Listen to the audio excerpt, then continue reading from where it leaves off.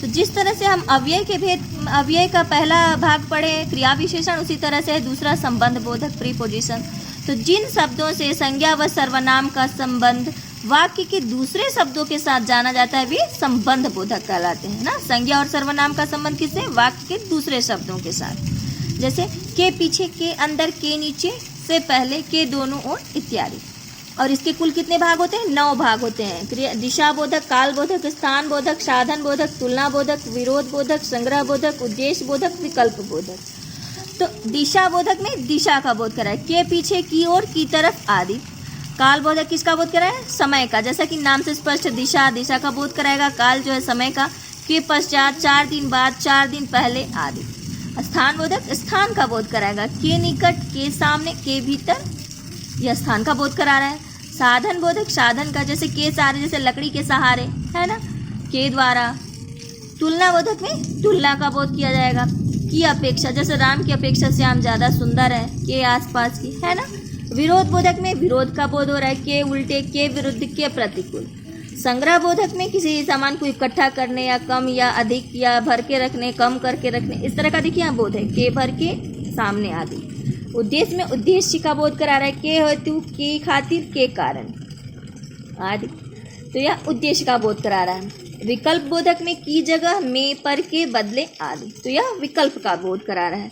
अब उसी तरह से है इसका, अब हम संबंध बोधक अव्यय और क्रिया विशेषण में अंतर थोड़ा सा जान लेते हैं। तो क्रिया विशेषण, तो जैसा कि हम लोगों ने पढ़ा है कि जो शब्द क्रिया की विशेषता प्रकट करते हैं उन्हें क्रिया विशेषण कहते हैं।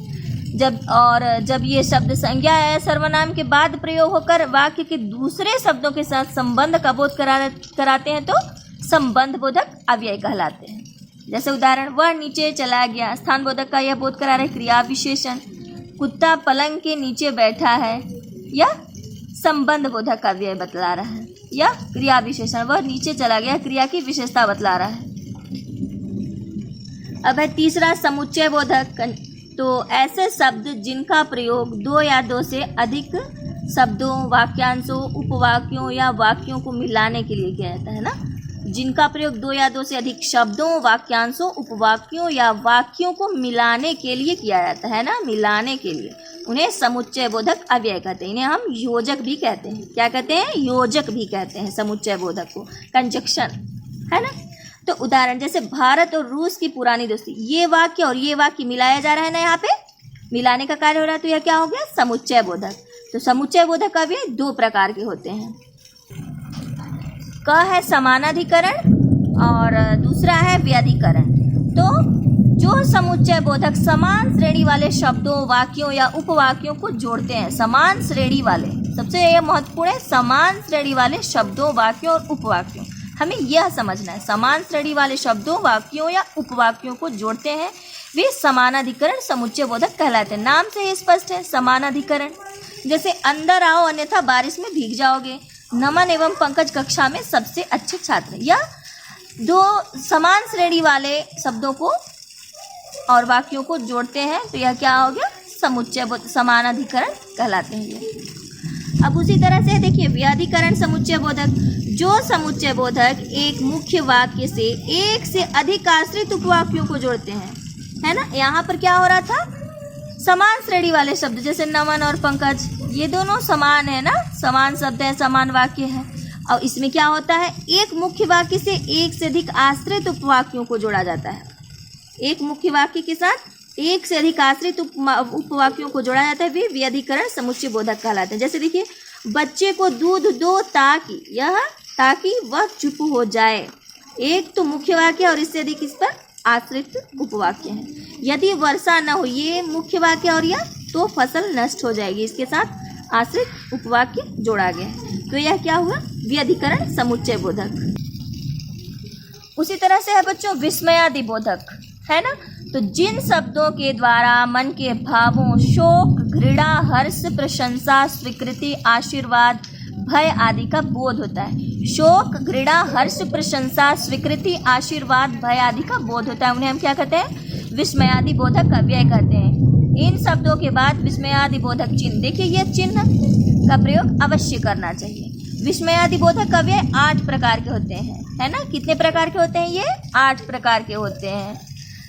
तो पहला है विस्मय बोधक शब्द है अरे ओ हे क्या। जैसे अरे ये कैसे हो गया, है ना, हुआ ना यहाँ पर प्रयोग विस्मय बोधक चिन्ह का।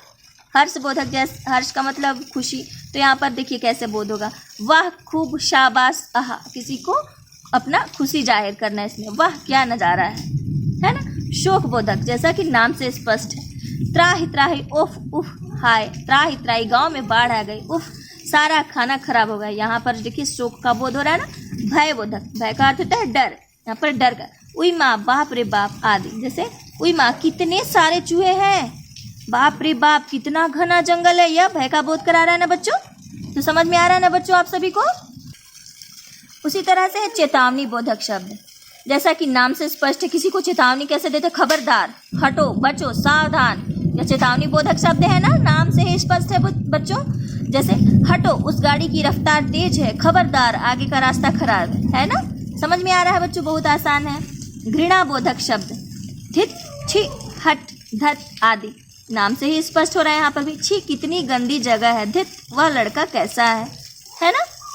अब देखिए स्वीकृति बोधक, हाँ ठीक, जी हाँ, इसमें स्वीकृति प्रदान करना। जैसे कोई आपको कहता है ये आपको लिखना है, तो यस मैम बोलते हैं ना, जी मैम हम लिखेंगे मैम, तो यह अपना स्वीकृति, आप अपनी स्वीकृति जाहिर करते हैं, सहमति जाहिर करते हैं, जी हाँ ठीक, अच्छा आदि। हाँ मैं सब्जी ले आऊँगी, जैसे आप कहते हैं हाँ मैं होमवर्क करूँगी, है ना, उसी तरह से अच्छा मदन से मैं कह दूँगी, तो यहाँ पर स्वीकृति का बोध हो रहा है।